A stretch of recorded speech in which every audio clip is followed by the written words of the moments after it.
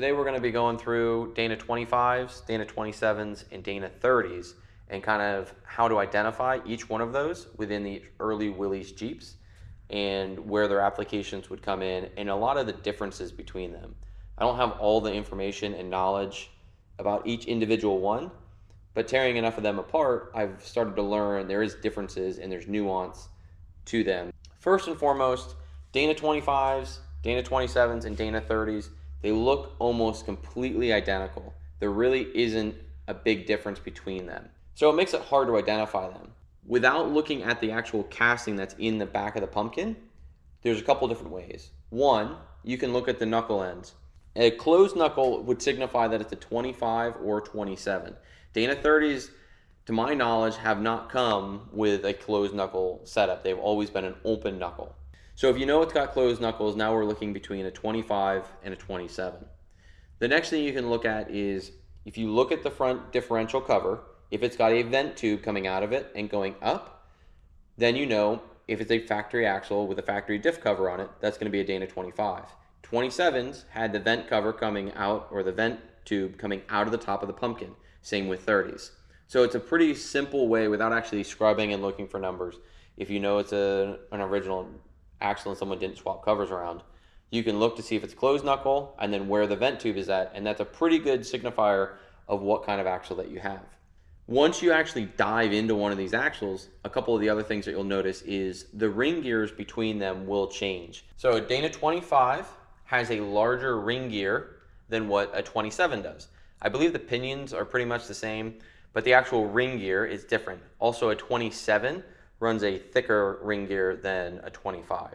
The 27 and the 30s, they run the same size ring gear, so you can always measure them and see what they come out to, but a 25 is going to have a larger ring gear and a little bit thinner ring gear on it.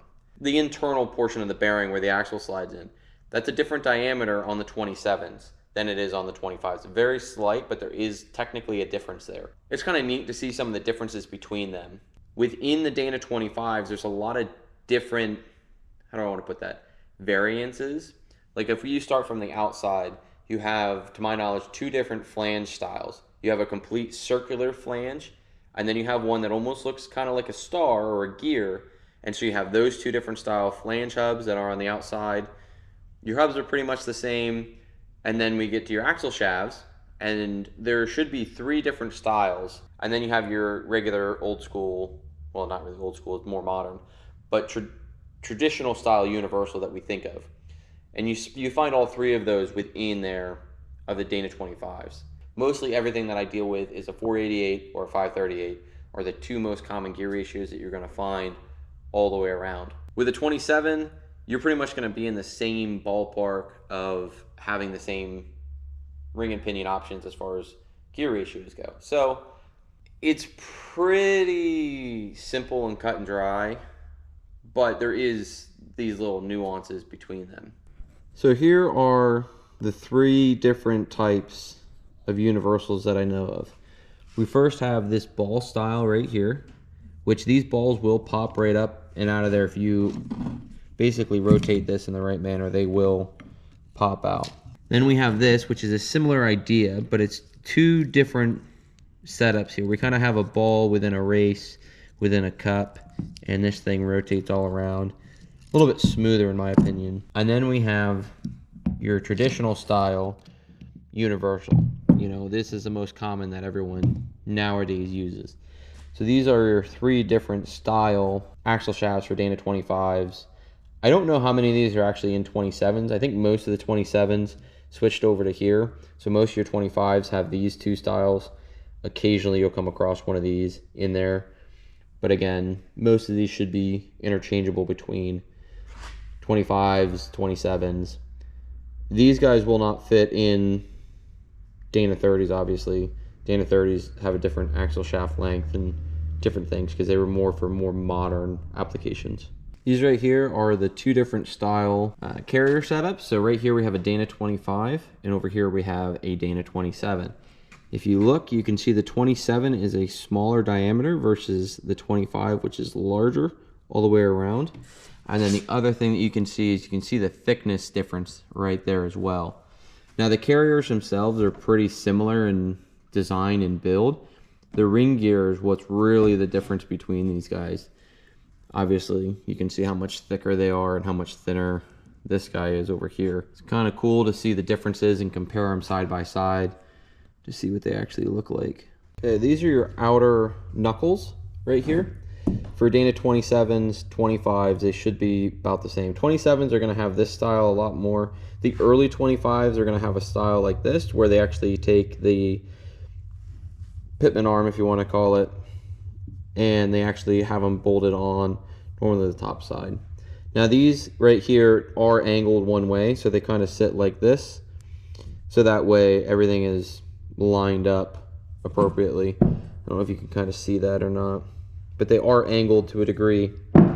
And so these are classified as closed knuckles. And so what I mean by that is when these are sitting up like this, if I can set you down here, when these are sitting up like this, we have some seals and some other things that plate back behind here.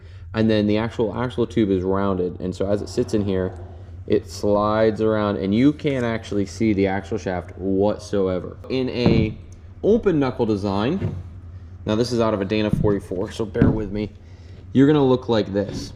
And so what this is, normally your drive or your axle shaft is gonna sit right here, and then you're gonna be able to see through all this area right here and actually see the universal and see the joint down inside there. So Dana 30 is gonna have an open knuckle design. It would be very similar to this, but again, slightly different because this is the Dana 44, because I didn't have any Dana 30s right now. These two guys right here are pretty much the exact same overall design. One just has a top mounted pitman arm versus being cast in, but the 27 should have these all together. These here are our different differential covers that we have. So up here is the early cast style, that's thick differential. We still have our vent tube coming out of the top. The Dana 25s right here, which would be these two, also vent tube coming out the top. And then we move on to the 27 and the 30. There is no vent tube whatsoever. It's just a standard stamped diff cover right there. So these thick ones here, if I can open this up, we can kind of see how thick that is versus these stamped ones, very thin. So these will all fit Dana 25s, 27s, and 30s. The difference being that the thick ones were off of the early World War II stuff or right after the war, and they all had 4088 gears in them. Stamp seals were all just a generic Dana 25s, and these are all generic 27s. Maybe that's not the right vernacular to use, but you can see how they're shaped a little bit different and the thickness there. These are the two different style flange hubs. So we have your regular round style right here, and then we have this star pattern one right here. So again, early CJ2As with almost like a military style, I've seen this style on, and all the later ones, 27s, normally have this style solid flange hub. So these are two different styles. They're pretty much the exact same. It's just the way that they look. So if you're looking for something period correct, they're going to do the same function, just different overall look. So I was just outside digging through my old pile of axles trying to get some shots of what the vent tube looks like on top of the differential.